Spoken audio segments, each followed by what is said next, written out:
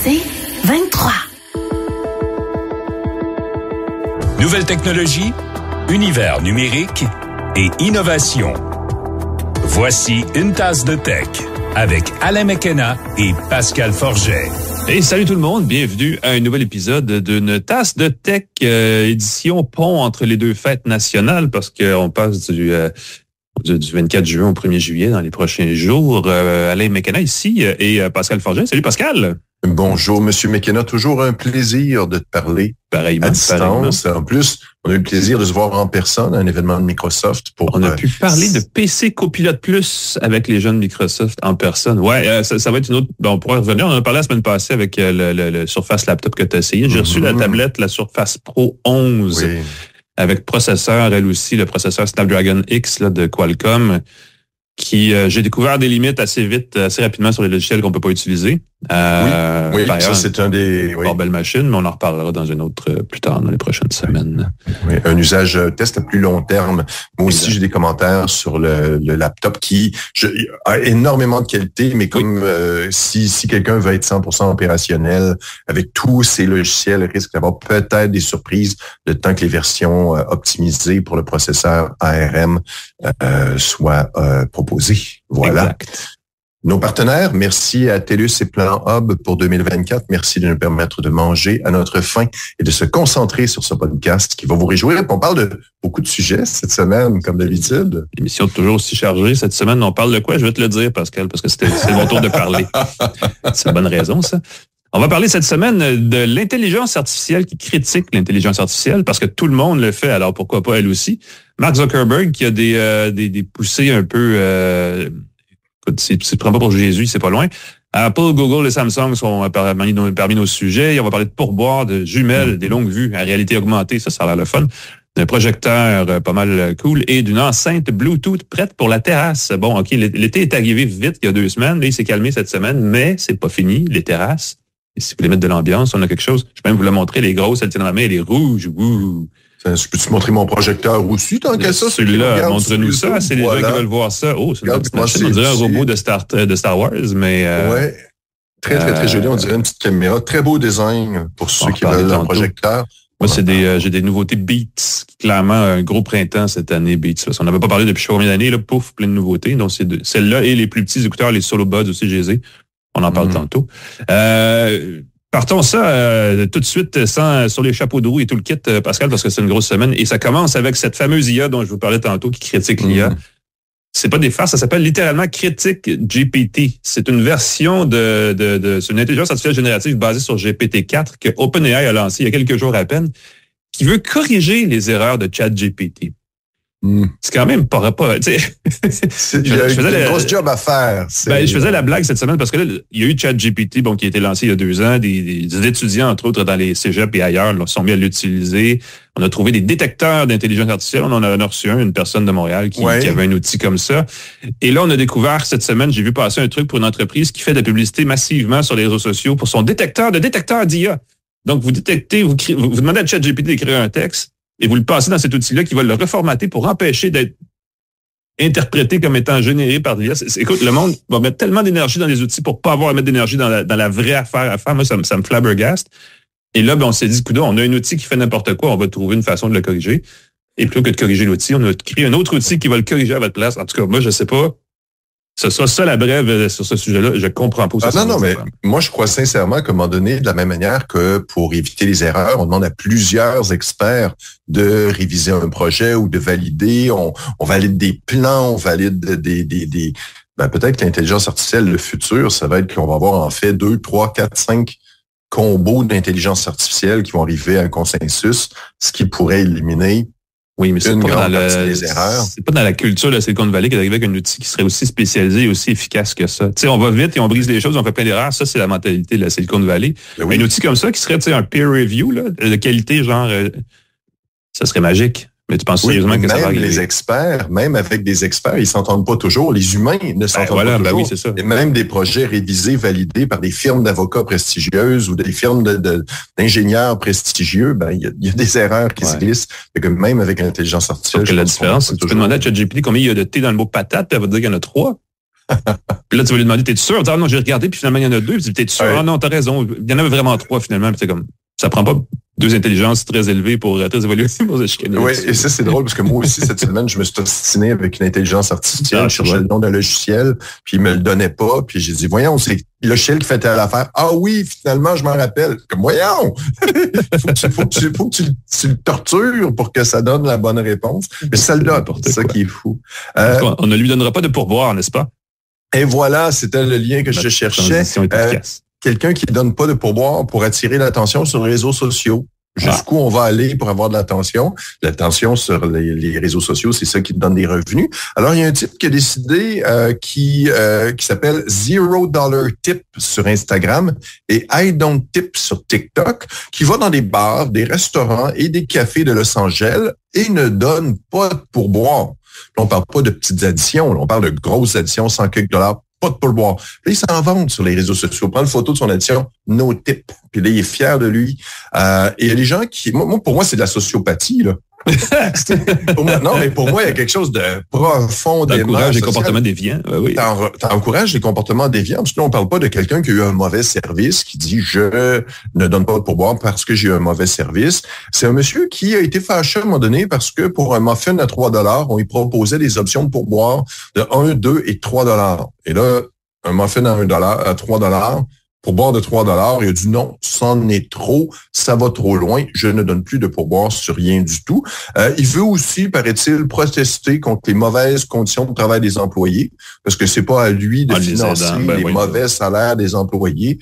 Je trouve ça très particulier. Sa notion de l'économie est pas très avancée, si c'est ça son point de vue là-dessus. C'est très triste, puis je pense pas que c'est en ne donnant pas de pourboire à des employés qui en ont peut-être besoin, qui vont peut-être donner un bon service. En même temps, oui, il y a une réflexion à faire là-dessus.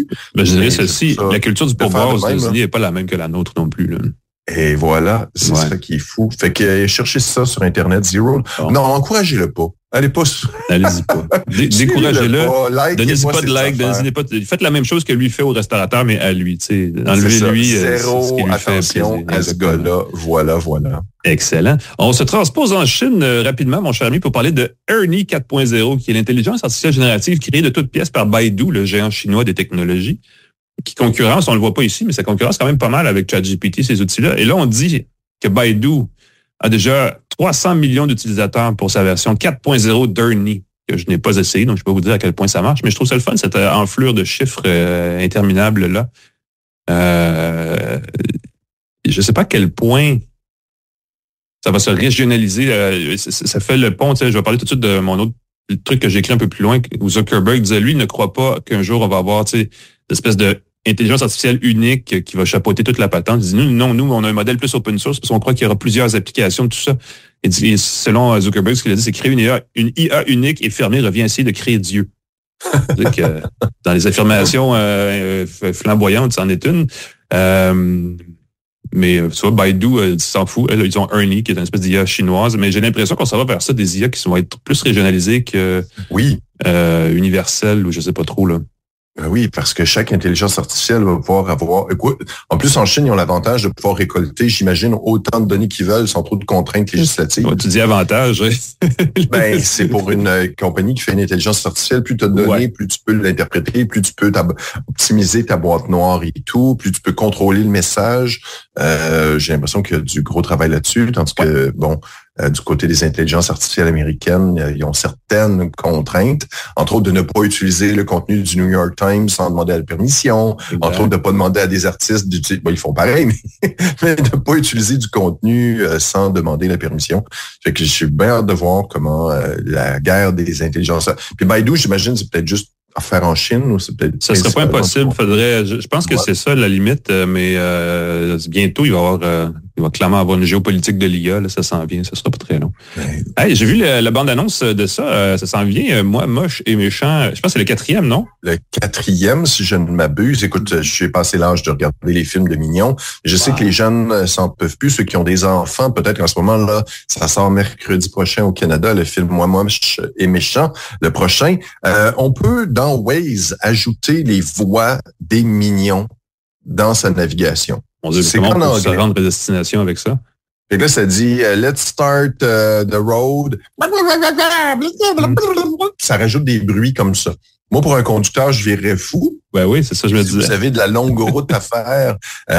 C'est déjà maintenant. Dès maintenant, on peut l'installer dans Waze. En anglais seulement, les enfants vont rire quand même, parce qu'on s'entend que les mignons parlent en multilingue et probablement que vous allez comprendre les instructions left, right et compagnie. Il y a d'autres options dans Waze. Ça me fait toujours rire. Je sais que je conduis pas beaucoup. J'ai tout le temps besoin de mon GPS. J'utilise habituellement Google Maps.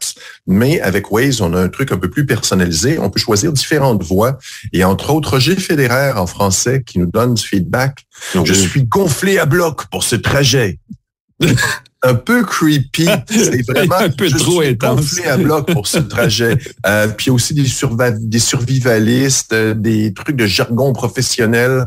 C'est un peu bizarre, ça glisse des phrases, des jokes, là, du genre j'ai pas démarré le routeur. Ça glisse des expressions comme ça. Vous voulez vous faire guider avec Waze. Et je crois qu'on peut ajouter des expressions soi-même. Donc, on pourrait, à la limite, faire des petits mots doux, glisser des petits mots doux. Crampe en masse. Ben oui, pourquoi pas, vas-y. Quelqu'un crampe en masse, mon amour. Pour réjouir si le conjoint s'en va. Écoute, ça peut aider les conducteurs à regagner le sourire dans les bouchons de circulation, mais je suis pas contre nécessairement, effectivement. Ben oui. Il y a des nouveautés qui s'en viennent du côté de OnePlus, Pascal. Ça a été officiellement publié sur les internets, n'est-ce pas? Et il y en a plusieurs. Mais il y en a une qui m'intéresse. Il y a une version, je pense que c'est une prochaine génération de leur tablette Android, le OnePlus Pad, qui s'appelle le OnePlus Pad Pro. Ou en tout cas, qui va s'appeler comme ça aux États-Unis. On parle d'une nouvelle tablette Android qui serait axée sur la productivité, d'où le Pro, n'est-ce pas? Et qui serait conçu pour rivaliser avec l'iPad Pro. Ça, c'est une belle conversation qu'on pourrait avoir un autre tantôt, mais les tablettes Android, le marché des tablettes Android n'est pas exactement flamboyant. Il y a quelques marques, là. Il y a évidemment Samsung, il y en a quelques-unes, il y a OnePlus qui s'est essayé. Je ne sais pas à quel point OnePlus a vendu de sa première génération de sa tablette, qui était correcte. Il y a la tablette Google Pixel. C'est ça, Google Pixel qui était vendu avec sa base. Je pense que le marché des tablettes en général diminue doucement. Là. Je ne sais pas si c'est pas un marché à très forte croissance. Même les iPads ne sont pas, ne vendent pas en très grande quantité d'un trimestre à l'autre. Même ça ralentit peut-être un peu. Bref, c'est un marché qui est saturé. Faut dire, les premières tablettes Android étaient vraiment pas durable, là, ça a vraiment découragé bien des gens. Donc, je pense qu'on a brûlé ce marché. Ce que je comprends de la OnePlus Pad Pro, elle va avoir les nouveaux processeurs Snapdragon X, si je ne m'abuse. Et Snapdragon 8 génération 3. Voilà, donc ils vont faire des processeurs de cellulaire plus costauds. Ce ne sera pas les processeurs d'ordinateur, ça va être une belle occasion. Ça risque d'être plus costaud, l'écran est magnifique. Moi, c'est drôle, je me sers encore d'une tablette Samsung Pro qui date, écoute, elle doit dater d'au moins 10 ans. Pour lire des bandes dessinées, mais il était 13 pouces de diagonale, il était fantastique. Je m'en sers encore. Android est désuet, il n'y a plus rien qui il faut arrêter les mises à jour, c'est ça. Mais wow, c'est un écran qui est grand pour lire. Ça peut être très chouette, mais si tu as la surface avec l'écran qui se détache, voilà, il y a d'autres façons d'y arriver, effectivement. On a parlé de ChatGPT tantôt. ChatGPT bientôt dans sa voiture, mon cher ami. Qu'est-ce qu'on va faire? On va parler à son char qui va nous conduire tout seul? Oui, on va pouvoir parler dans sa Volkswagen en Europe seulement. Toi qui es amateur de voiture, Europe, je vais mettre en Europe. Voilà. Tu vas pouvoir dès maintenant utiliser ChatGPT dans ta voiture Volkswagen, dans les modèles électriques Golf, Tiguan et Passat. Tiguan, ouais. Tiguan. Oui, Tiguan. En voiture. Il y a le gros Guan et le Tiguan. Ça, c'est le Tiguan. Le gros Guan et le Tiguan, désolé. En Amérique du Nord, bientôt, ça s'en vient. Ça va s'intégrer à l'assistant vocal IDA. J'espère que je me trompe pas. L'assistant vocal de Volkswagen s'appellerait IDA. IDA, en tout cas, c'est ça. IDA. C'est joli, IDA. Pour donner des informations générales, mais aussi contrôler la climatisation de son véhicule, les commandes d'automotique. C'est pas la domotique, mais ouais, c'est ça, ben oui. L'environnement de son véhicule, la navigation, des infos sur les matchs sportifs, les informations touristiques. Fait que tu vas pouvoir demander à IDA, assisté par ChatGPT, les résultats de la coupe. C'est quoi la coupe de l'Euro? L'Euro en ce moment, ouais. Le Euro Cup. Je me tiens au courant quand même. Bien ça. Mais tu vas pas demander plein d'autres choses aussi parce que ChatGPT n'a aucune limite, n'est-ce pas? Non. Ouais. Bon. Écoute, parlant d'intégration, je vais finir là-dessus pour intégrer des choses dans des choses. Il y a un truc sur Kickstarter qui connaît un petit succès assez étonnant et qui a fait jaser jusque sur la plupart des sites web techno spécialisés aux États-Unis. C'est un projet qui s'appelle Envision, une compagnie qui s'appelle Unistellar. C'est un projet qui a accumulé au-dessus de $1 million en pré-vente. Vous savez comment Kickstarter fonctionne en 24 heures. On parle de longue vue des jumelles là, pour regarder au loin, n'est-ce pas, qui sont dotées de réalité augmentée. Donc, il y a un affichage intégré. Puis je trouve que c'est une belle place pour le faire parce que déjà, l'appareil a comme une certaine dimension, une proportion dans laquelle il est facile d'ajouter un petit affichage numérique. Et grâce à cette réalité augmentée-là, ce qu'on fait, c'est qu'on regarde. Et là, on peut regarder, par exemple, le ciel. Et là, on va voir dans l'affichage, dans notre champ de vision, le nom des étoiles qu'on regarde. Donc ça, c'est assez cool. Aussi, on regarde un site touristique, on regarde des sites connus. Il y a plus d'1 million de sites qui sont repérables et qui sont identifiables par l'appareil. Nous, c'est même assez le fun de dire, là, si tu regardes de loin, je sais pas, moi, l'Acropole, mettons, en Grèce, il va te dire, voici les parties connues, voici les parties qu'on connaît moins, des choses comme ça. Si tu regardes Paris, tu vois la grande tour, ou des choses comme tu regardes, tu vas dire que c'est la tour Eiffel, mais je trouve que c'est quand même pratique à savoir. Il va dire que ceci est le stade olympique et non, effectivement, un gros bol de toilette, des choses comme ça. Et voilà. Ce que je vois, par exemple, c'est qu'au moment où on se parle, ils ont la moitié de leur objectif de Kickstarter. Un peu moins que la moitié. Ils ont récolté plus d'1 460 000, mais l'objectif, c'est 3 430 000. C'est à suivre parce que déjà, en peu de temps, ils ont atteint la moitié. Donc, à suivre s'ils vont atteindre l'objectif. Mais si ça vous intrigue, allez voir ça. L'affaire avec ça, c'est que, comme tout projet Kickstarter, on ne sait pas quand ça va arriver. Ils disent novembre 2025, c'est loin dans le futur, déjà en partant, c'est au plus d'1 an devant nous. Mais ça ne veut pas dire que ça va arriver en novembre 2025 pour autant. Donc, il faut être quand même assez... Ça va bien marcher en 2025. Ouais. J'ai été trop brûlé. Non, c'est ça. Il faut prendre des petites pincettes. Mais cela dit, j'aime le concept de réalité augmentée dans un appareil comme celui-là parce que le format s'y prête bien. Dans des jumelles. Je veux dire ça. Voilà. Ce sont nos espressos de tech qui se terminent sur cette note amusante. Profitons-en pour parler, parce qu'on va passer aux vraies actus sérieuses et plus profondes et tout ça. Bon, on va quand même présenter notre partenaire pour ce bout-là de l'émission qui est InfoBref, dont on vous parle toutes les semaines. Donc, j'espère que vous les connaissez. InfoBref qui, à chaque matin, vous fournit dans votre inbox rapidement l'actualité du jour en 10 nouvelles brèves qui se lisent en moins de 5 minutes. C'est gratuit, c'est dans votre inbox, c'est magique, c'est infobref.com. Ils ont atteint un seuil cette semaine, je crois, de 25 000 abonnés. Ils ne sont pas des abonnés vides, creux, des gens à qui, en achetant à 10 $ et des choses comme ça. Donc, des gens qui sont vraiment passionnés et qui lisent. C'est quand même un signe de qualité. Allez voir ça, infobref.com. De l'autre côté, on va vous parler du casque Vision Pro d'Apple. Oui, les précommandes commencent aujourd'hui, Pascal. Oui, et je ne sais pas si les gens se battent. Écoute, on est un podcast pour les amateurs de technologie. Peut-être des gens qui, dès 8 heures ce matin, se sont mis en file d'attente virtuelle pour commander le casque Vision Pro. Il est disponible au Canada, on l'avait mentionné, pour 5 000 $. Il va être disponible à partir du 12 juillet. Donc, on le précommande aujourd'hui pour le recevoir le 12 juillet. On le répète, c'est pas de la réalité virtuelle, c'est pas de la réalité augmentée, c'est de l'informatique spatiale. La même chose. Bien hâte de voir comment ça va fonctionner en français. Comment ça va fonctionner avec toutes les applications. Il y a quand même du chemin qui a été fait, des applications.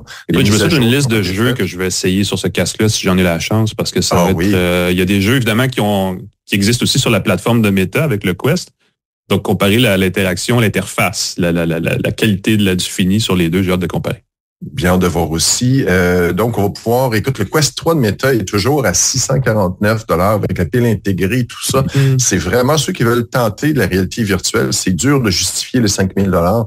Aux États-Unis, il y a beaucoup de gens qui se sont précipités sur le casque Vision Pro pour le retourner dans la période de retour. Déjà, bien comprendre pourquoi on l'achète, je pense que c'est important. J'ai vu sur le site, il existe en trois versions. Là, il y a une version à 256, 512 et 1 teraoctet, 512 gigaoctets. C'est 700 $1 teraoctet de données qui fait varier les prix. Il faut faire je regardais, il faut commander aussi des lentilles faites conformes à notre prescription si on porte des lunettes, des choses comme ça.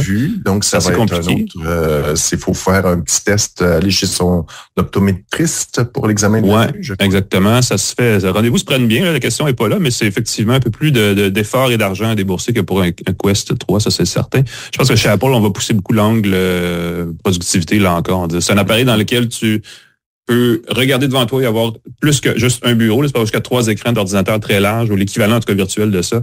Et là, tu as des applications de travail qui apparaissent. Donc, les gens qui travaillent beaucoup sur Mac vont pourraient trouver une façon différente de travailler. On peut intégrer aussi l'écran du Mac qui est devant soi. En tout cas, évidemment, la question du prix est définitivement le gros problème avec ce casque-là. Mais pour tout le reste, je trouve que ça a été bien pensé. Mais est-ce que ça vaut 5 000 $? Ça, c'est...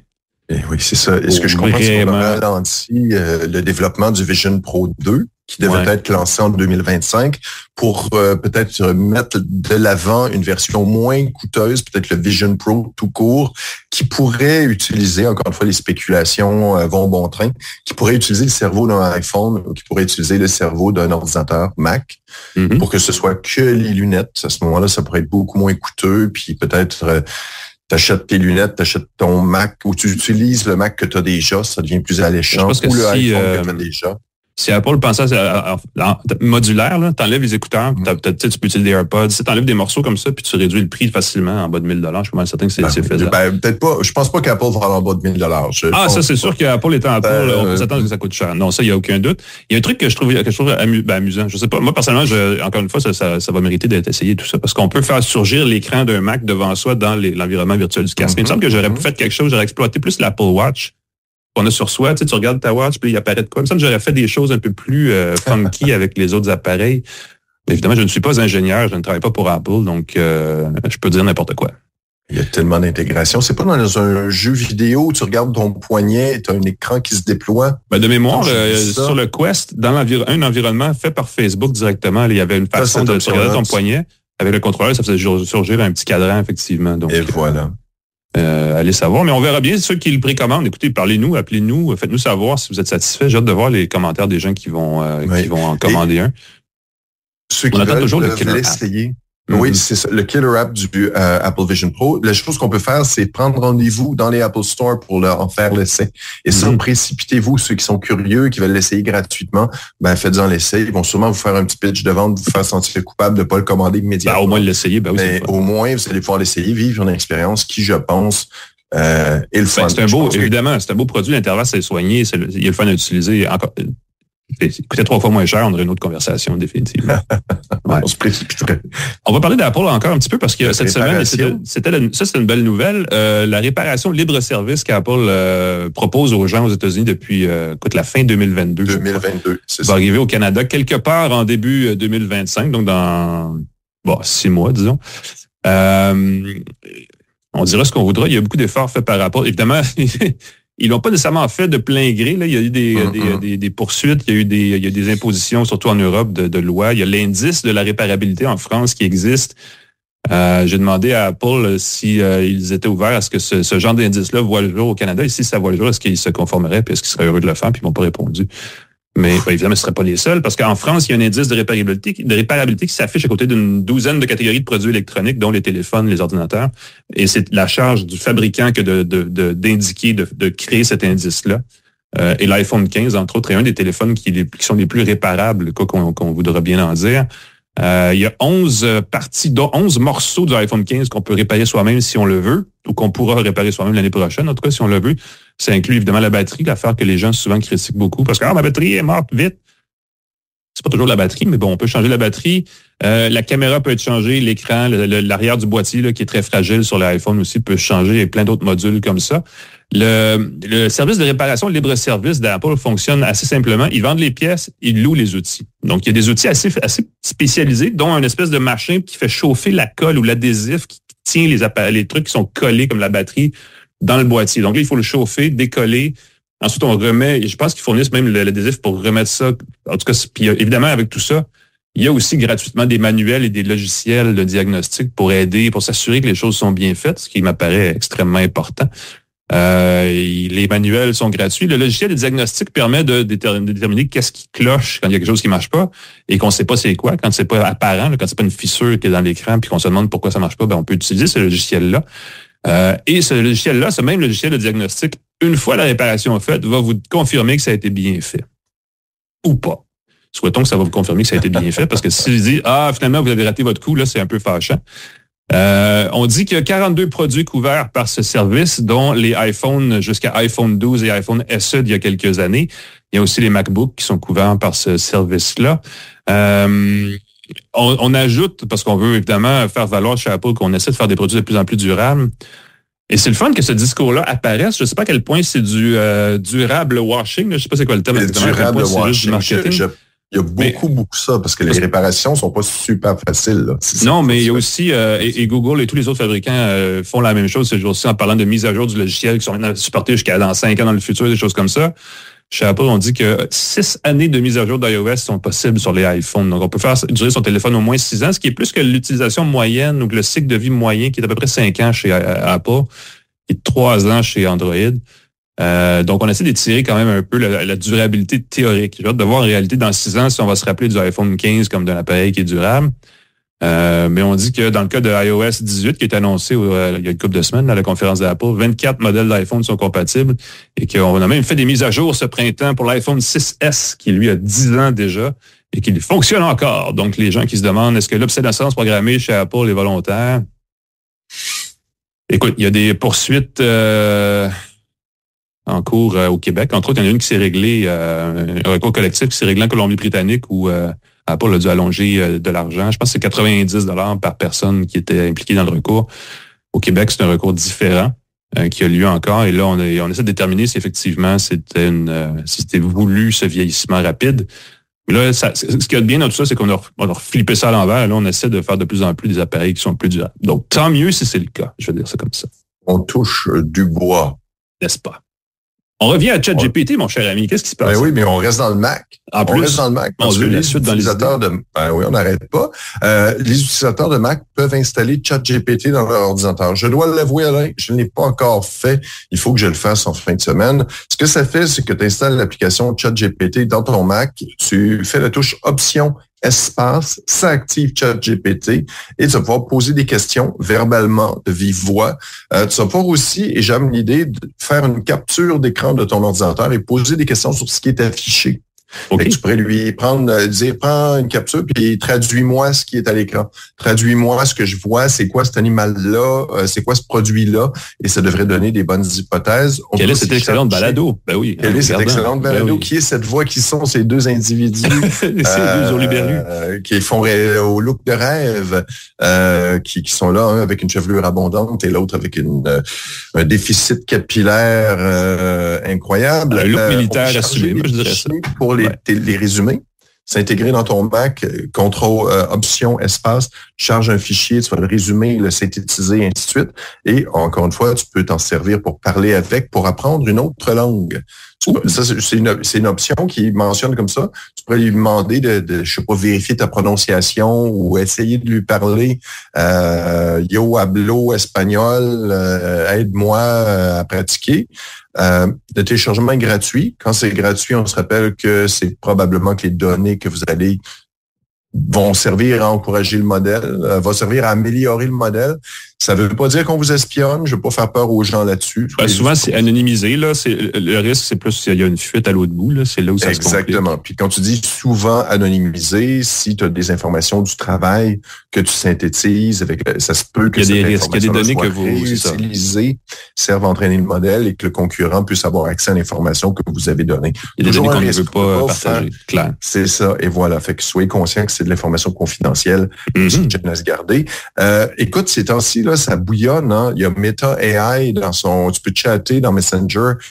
Tu as Anthropic. J'ai essayé Claude dans Anthropic. Ben oui, 3.5, 4, je sais plus où sont rendus. Ben oui, tellement que je pensais que c'était français. 3.5, c'était américain. Anthropic, non, ils sont très américains, mais j'ai croisé à Paris, de toutes les places dans le monde, le président, le grand patron d'Anthropic, puis c'est un sympathique gaillard. C'est tout l'autre, c'est l'opposé complètement de Sam Altman chez OpenAI, là, qui est un peu plus renfrogné, très typique d'un geek californien. Chez Anthropic, on est plus ouvert. Évidemment, il faut se positionner aussi, puis ils ont clairement trouvé un filon, là. Et on en parle moins, en fait, que de ChatGPT ou que même de Gemini ou des autres, là. Mais Claude, semble-t-il, est extrêmement bien ficelé. Ben, moi, ce que j'ai eu, je trouvais que l'interaction, encore une fois, ça va changer d'une semaine à l'autre, ça va s'améliorer d'une version à l'autre. Mais je trouvais qu'avec Claude, c'était vraiment naturel. Il te demande quel est ton nom. Je tape Pasque, puis je fais Enter par mégarde. Il me dit « Bonjour Pasque, quelles sont tes questions? » Je dis « Hey, je me suis trompé. C'est Pascal, mon nom. » Il dit « Parfait, je vais en tenir compte à partir de maintenant. » Et boum, toute l'interface a changé, puis c'est Pascal qui est apparu. Je fais « OK. » J'ai même pas eu besoin d'aller dans mes préférences de système, puis lui dire « OK, change. » Non, il l'a fait. Et là, je dis, okay, ça, c'est de l'intelligence artificielle. Ça, pour moi, ça, c'est naturel comme interaction. De dire, je me suis trompé, change mon nom d'utilisateur.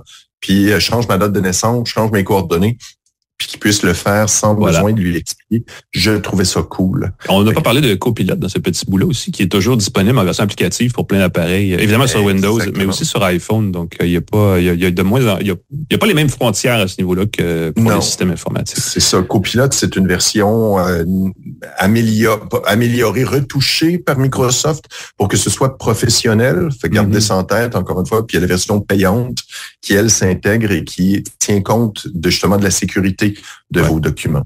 Que ça peut être bien utile pour un contexte de travail. Nous avons promis en entrée de segment, même pas de segment, d'émission carrément, Pascal, que nous allons parler de Google et de Samsung, et nous allons le faire d'un coup, maintenant.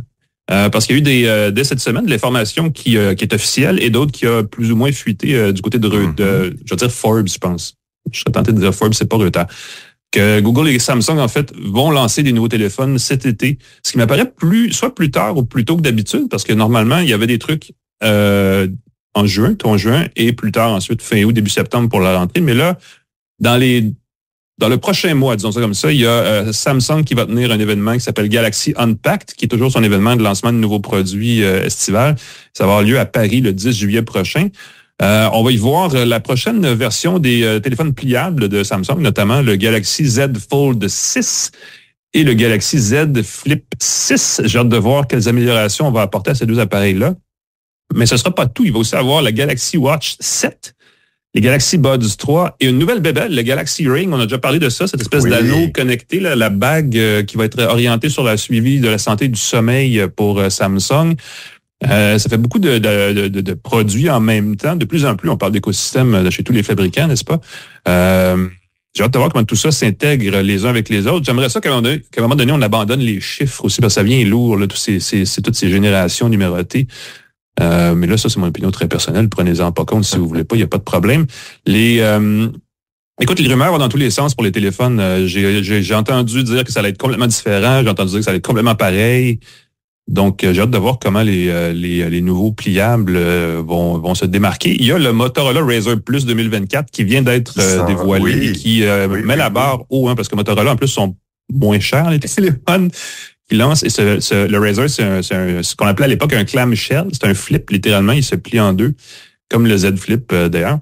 Et j'ai hâte de voir comment, justement, le Z Flip va faire pour se démarquer pendant ce qui pourrait être un prix plus élevé. Parce qu'à ce stade-ci, on n'a pas besoin de faire des millions de choses avec ces téléphones-là, à part juste pouvoir l'ouvrir et le fermer correctement sans scratcher l'écran. Oui. Et c'est drôle parce que les téléphones pliants, je connais une personne qui s'en est procuré un. Moi, je connais personne, en fait, qui en a un pour vrai. C'est ça. Ben, moi, je suis chanceux. J'ai quelqu'un qui est très geek, qui était tout content de dire, moi, je voulais une liseuse, je voulais un téléphone pliable. Puis il s'est acheté le téléphone pliant de Samsung. Sauf que c'est la seule personne que je connais. Puis il a coûté plus de 2300 $, je crois. Il était en promotion. Il m'a dit, il est en promotion. Je dis, combien? Je pense que c'est 2300. Quand même. Il faut s'en servir beaucoup. C'est sûr que si on a l'intention de s'en servir, ça justifie plus. Parce que si c'est juste parce qu'on est curieux pour le gadget, ça fait cher pour essayer quelque chose qui pourrait finalement ne pas être aussi utile qu'on le pensait. Et évidemment, tout ça, pas qu'on l'ouvre pas tant que ça. Ouais, c'est ça exactement. Donc, soit on le garde tout le temps ouvert ou on le garde essentiellement fermé ou peu importe. Pour finir sur sa Galaxy Unpacked, il va aussi probablement avoir des applications Galaxy AI qui vont être présentées parce que tout le monde le fait. Donc, Samsung va le faire aussi. J'ai hâte de voir comment on va intégrer des applications d'intelligence artificielle dans les appareils Samsung. Et le mois suivant, le 13 août, il va y avoir la fameuse conférence annuelle Made by Google de Google à Mountain View, donc en Californie. Donc, Paris, San Francisco essentiellement, là. En un mois. Là, il va être question du Pixel 9, du Pixel 9 XL, de la Pixel Watch 3, qui, espérons-le, sera plus... en fait, elle n'aura pas besoin d'être pas mal plus grosse, parce qu'il va y avoir aussi une Pixel Watch 3 Pro, dit-on. Ou peut-être 3 XL, c'est pas clair, j'ai vu les deux noms, qui serait une version un peu plus costaud de la Pixel Watch, peut-être plus urbaine, disons ça comme ça, dans son design. Il serait aussi question de présenter le nouveau Pixel Fold, je vais dire 2, mais j'ai vu aussi Pixel 9 Fold. Fait que je sais pas comment ils vont l'intégrer dans la nomenclature, mais là, je vous disais tantôt, les chiffres, c'est agaçant, c'est qu'on n'en sort jamais. Mais le Pixel Fold, cette nouvelle génération de ce téléphone pliable-là pourrait finalement être vendu au Canada, si je me fie à ce que j'ai entendu de façon très peu officielle un peu partout dans les dernières semaines. Et si ça arrive, tant mieux, parce que c'est certainement, à mon avis, le pliable le plus fun sur le marché. Il n'y en a pas des tonnes, mais celui-là m'apparaissait extrêmement bien conçu. Il y avait des bonnes proportions, un bon design et une couche applicative, une couche logicielle de Google qui est vraiment chouette sur Android. parce qu'évidemment, ils connaissent plus Android qu'à peu près tout le monde, donc ils peuvent tricher un peu là-dessus.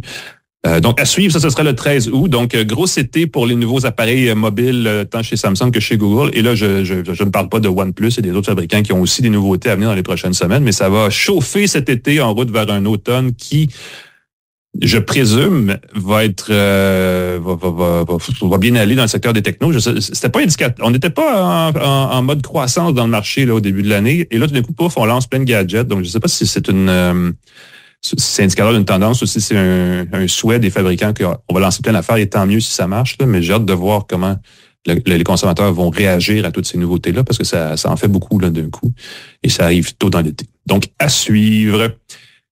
Ça met fin, et là je suis un peu essoufflé parce que j'ai parlé beaucoup dans le dernier segment, ça met fin à nos actualités pour cette semaine. On fait une courte pause, je rapatrie mes gadgets, je pense que toi aussi Pascal, et on va faire un bilan de... Je pense qu'on pourrait se faire un ciné-parc avec ce qu'on a cette semaine, toi et moi.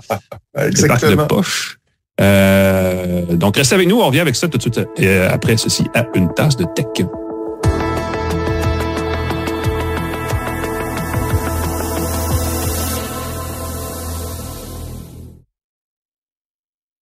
De retour à Une tasse de tech avec Alain McKenna et Pascal Forget. Et bienvenue à Une tasse de tech. C'est un segment qui va être pas mal amusant parce qu'on a des beaux gadgets qui m'apparaissent, ma foi, fort divertissants.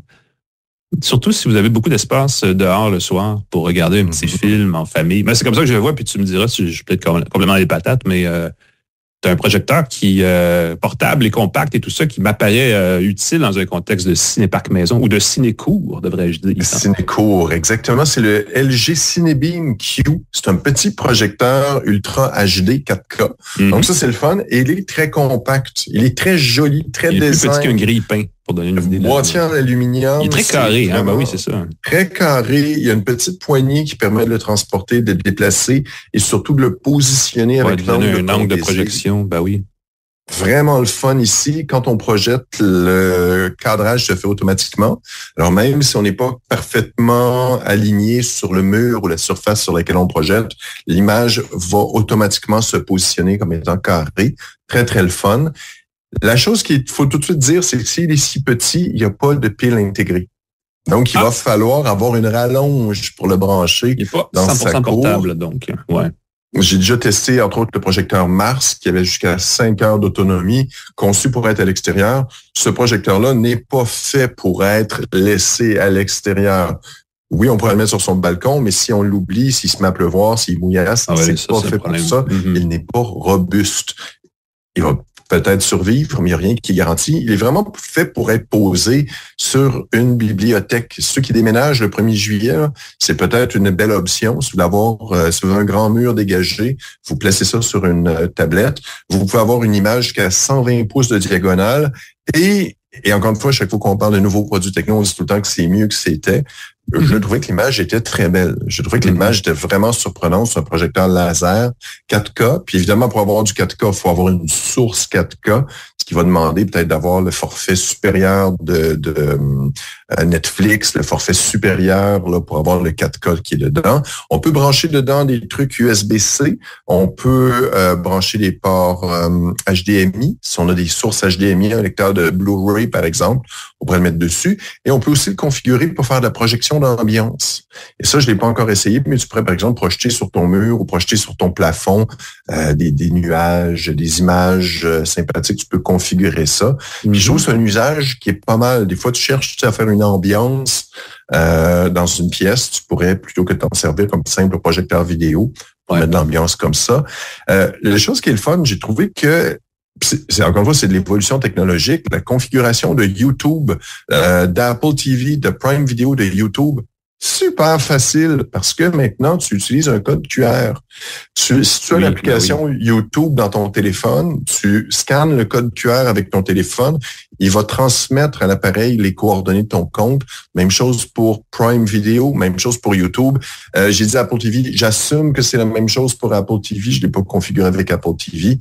Mais écoute, la configuration de 3 services m'a pris, 3 minutes gros max.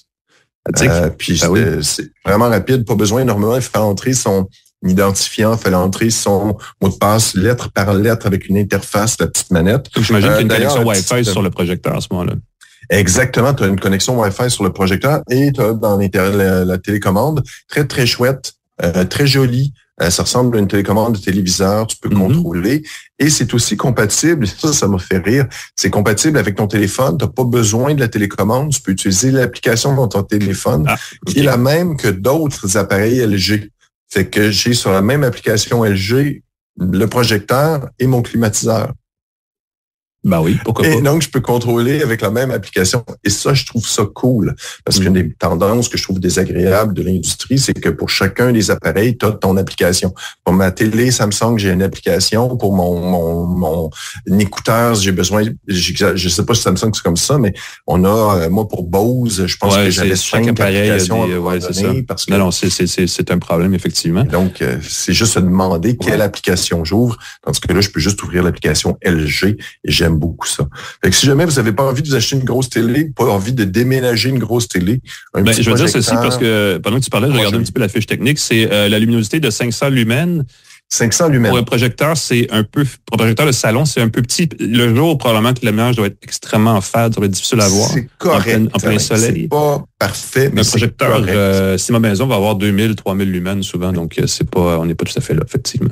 C'est ça. Fait que c'est pas un truc compact, mais si la pièce est le moindrement sombre, ça peut très, très bien faire le travail. Mais tu as tout à fait raison que 500 lumens, pour 1300 $,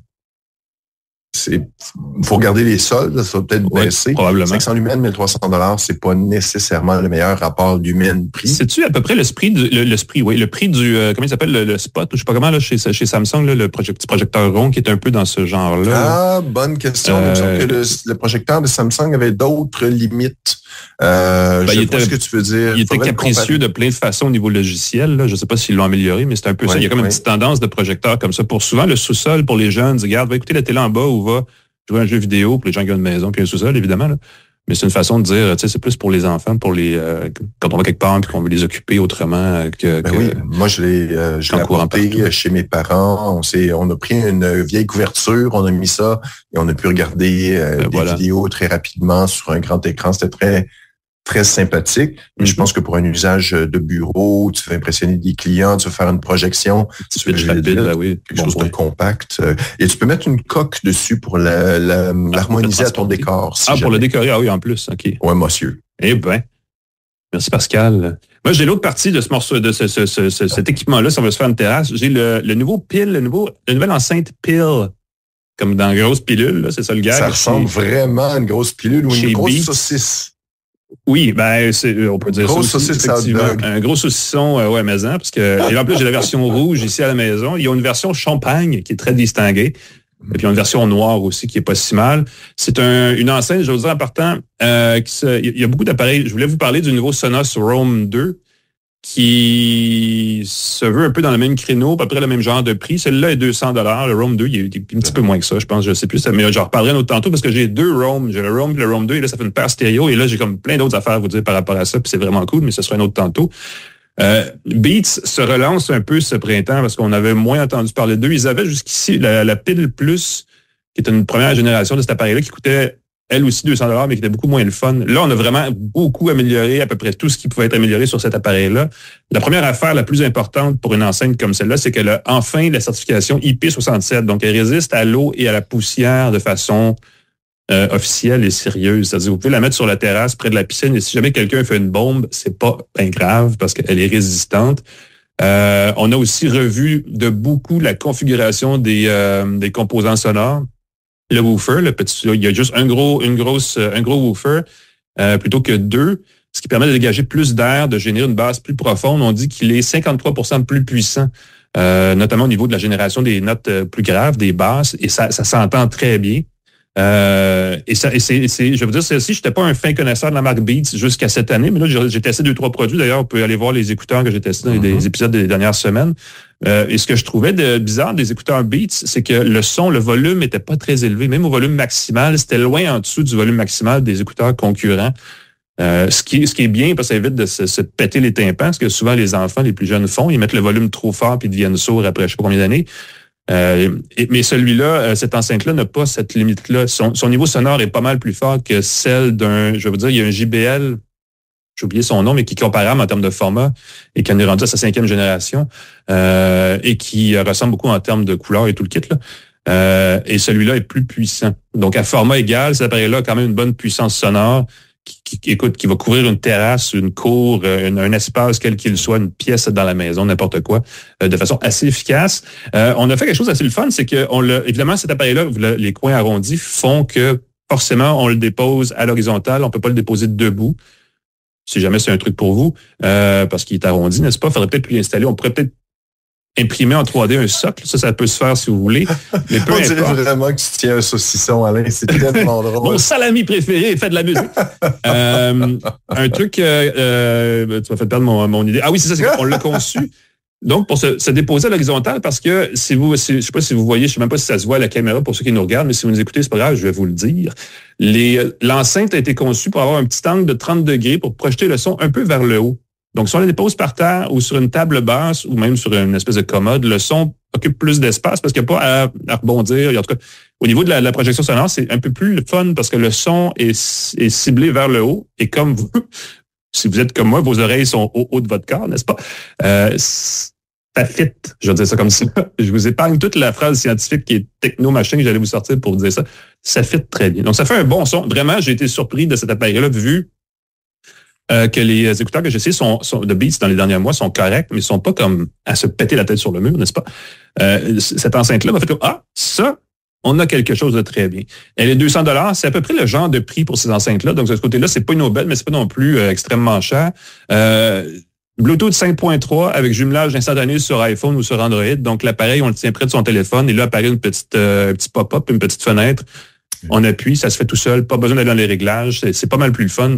On se demande pourquoi c'est pas apparu avant dans les standards Bluetooth, cette facilité de jumeler là, un téléphone à n'importe quoi, dans le fond. On peut écouter du son, de la musique sans compression. Et je sais pas qu'on le ferait ça parce que c'est pas une enseigne pour ça du tout, mais on peut le faire en se connectant à travers le port USB-C. Oh. Par défaut, l'appareil se met en mode Bluetooth. Donc, on le jumelle et on écoute sans fil. Et si on appuie longtemps sur le bouton d'alimentation pour l'allumer, là, il se met en mode lecture par USB-C. Et là, on peut pousser du son, de l'audio sans perte. C'est 24 bits, 48 kHz. C'est pas du gros sans perte. Ça s'entend pas vraiment, là. C'est Bluetooth 5.3 avec un bon codec, fait la job. Cassez-vous pas la tête. Il y a un micro, si vous voulez parler, vous écoutez de la musique sur la terrasse, quelqu'un vous appelle, vous pouvez parler directement dans l'enceinte. Le micro est correct. Allez pas imaginer que dans un gros party de famille, vous entendrez très bien, vous parlerez, la personne au bout va vous entendre bien comme il faut, mais ça se fait. Comme la plupart de ce genre d'enceinte-là, vous en avez deux, pouf, vous pouvez créer une paire stéréo. Je voulais parler des Sonos Roam tantôt. Le jumelage stéréo sur Sonos était écœurant. Je sais pas comment le dire autrement. J'ai juste une pile, je peux pas vous le dire sur le Beats, là, mais je pense que ça vaut la peine pour ceux qui veulent un bon son de terrasse, là, avec un gros espace, plutôt que d'acheter des espèces de grosses enceintes. Souvent, on voit ça sur les terrasses de restaurants. Je pense que moi, j'achèterais deux appareils de cette grosseur-là, puis je serais très heureux avec une paire stéréo sur une belle terrasse. En tout cas, il y a quelque chose à faire, je suis pas mal certain. C'est compatible avec les fonctions de repérage d'appareils, le Find My Device sur Google et le Find My tout court chez Apple. 24 heures d'autonomie. Ça, c'est énorme. En théorie, c'est à 50% de volume. Évidemment, votre millage va varier selon ce que vous en faites. Je vous dirais que vous en avez en masse pour une bonne grosse journée d'utilisation. Donc, cassez-vous pas la tête. Si vous l'utilisez pas tous les jours, je vais vous la charger de nuit. Je connais personne qui utilise un appareil 24 heures de suite sans arrêt. Il y a une recharge rapide. On obtient 2 heures en 10 minutes. Si vous avez besoin rapidement là, de quelque chose dans ce genre-là. Donc, belle trouvaille, belle nouveauté, je devrais dire. Vous pouvez l'acheter maintenant à $200 ou attendre peut-être qu'il y aura des spéciaux vers le temps des fêtes. Ça va faire un beau cadeau pour les gens qui aiment le son. Mon garçon en a une qui pas une Beats, mais il y a une petite enceinte comme ça qui l'amène au parc quand il va aller au soccer pour mettre de l'ambiance dans ses... J'ai remarqué dans le sport, c'est dans les sports d'équipe, il y a beaucoup de ça. Les équipes s'amènent toujours une enceinte. Puis quand ils partent vers le match, ils mettent la grosse musique pour comme arriver avec l'impact sonore que ça peut avoir. Ben ça, c'est un bon candidat à ce genre de choses-là. Regardez ça, le Beats Pill. Je vais rajouter à ça parce que je les ai eus un petit peu en même temps, puis je voulais pas en faire tout un sujet complet parce que c'est un appareil extrêmement minimaliste. Les Solo Buds, les petits écouteurs sans fil de Beats aussi, $100 pour ça. J'avais une conversation avec des gens cette semaine à savoir, parce qu'il y a beaucoup d'écouteurs à peu près à 80-100 $ qui existent sur le marché de plein de marques connues et pas connues. Et je me disais, c'est quoi ça? Et semble-t-il que c'est un achat impulsif. Les gens se précipitent. Moi, je veux des écouteurs, là, qu'est-ce que j'achète? Là, pouf, ils prennent quelque chose. Si vous avez à choisir quelque chose et que vous dites, j'allais acheter des AirPods, mais je suis pas sûr, ça, c'est pas un mauvais choix. C'est pas un mauvais plan B. Ils sont pas chers, 100$ en partant, c'est quand même pas pire. Ils sont très confortables. Ils ont un très bon son. Je le disais tantôt, ils sont pas très puissants. Le volume maximal reste tout à fait raisonnable et peut-être même un peu faible parce qu'il n'y a pas d'insonorisation active. Il n'y a pas d'annulation du bruit. À part l'annulation passive du fait qu'on se bouche les tympans entre le conduit auditif en les insérant. Mais surtout, il y a 18 heures d'autonomie et il n'y a pas de recharge dans l'étui. L'étui n'a pas de batterie. Donc, les écouteurs eux-mêmes sont bons pour 18 heures d'autonomie, ce qui est exceptionnel dans ce créneau-là, ce qui est clairement la grosse force de ces écouteurs-là. C'est-à-dire qu'on peut les porter toute la journée au travail et encore de la batterie pour revenir à la maison, puis on les charge le soir, puis on n'a jamais d'inquiétude par rapport à ça. C'est vraiment la grosse force de ces écouteurs-là. Pour le reste, le son est correct, mais comme je l'ai dit, il n'est pas très puissant. Les basses sont pas exagérées. C'est pas du beat comme je l'imaginais avec la grosse basse, le son très hip-hop, des choses comme ça. C'est plus respectueux de ce côté-là. Mais pour le reste, bien évidemment, à ce prix-là, c'est le minimum. C'est juste ça que vous avez. Il n'y a pas non plus de fonction Bluetooth évoluée, de jumelage intelligent. En fait, il y a le jumelage rapide, mais il n'y a pas d'égalisateur, des choses comme ça. Souvent, qu'on trouve sur des écouteurs qui coûtent un petit peu plus cher. Ils ont les studios Pro, les studios Buds Plus, on va faire la même aussi, qui coûtent 200 quelque chose de dollars, qui coûtent pas mal plus cher, et qui ont tout ça. Eux, ils ont juste pas ça, ils sont juste 100$, donc c'est assez cool. Ils sont très minimalistes, cela dit, mais si vous cherchez des écouteurs boutons pas chers, de façon impulsive, ben il y a ce modèle-là et vous pouvez faire pire choix que d'acheter ces écouteurs-là. Voilà, c'est la capsule. Donc, vous pouvez avoir votre terrasse avec votre projecteur et votre son. Et si vous voulez pas l'écouter, vous mettez les écouteurs boutons et vous écoutez d'autres choses pendant que les gens regardent la télé ou le projecteur sur la terrasse. Le gros saucisson et la petite saucisse. C'est l'étui des choisissez le saucisson qui fait votre affaire. Exactement. On dirait une petite saucisse aussi. On dirait une version plus petite des Buds. On remercie nos partenaires. Merci Alain. Merci Pascal. Hub qui nous permet de faire ce podcast. C23 du groupe Cogeco qui permet de diffuser ce podcast partout au Québec et même dans le monde. Merci de nous écouter. N'hésitez pas à nous écrire, à nous commenter, à nous donner du feedback. Si vous avez, entre autres, le Vision Pro, si vous l'avez précommandé, donnez-nous le pourquoi. On est curieux. Claude Hébert, la mise en onde avec Jean-Christophe Ouellet. Merci beaucoup d'être là. Alain Mécano, on peut te lire partout, y compris dans Le Devoir. Moi, sur pascalforget.com. J'ai bien hâte de te reparler, Alain. À la prochaine. Ben écoute, on va s'en parler ici la semaine prochaine à une autre tasse de tech, mais effectivement, on va s'arranger ça des 5 à 7 pour savoir en personne, parce qu'on pose des bonnes questions quand on est là, devant les gens. Voilà. Fait qu'on aura ça. Sinon, ben prenez soin de vous tout le monde, fêtez pas trop fort, soyez responsables, n'est-ce pas? Mais il y a du plaisir, c'est l'été qui commence, c'est les fêtes nationales, c'est les fins de semaine de 3 jours. Poupidou! Mais on se revoit la semaine prochaine pour une autre tasse de tech. Salut tout le monde!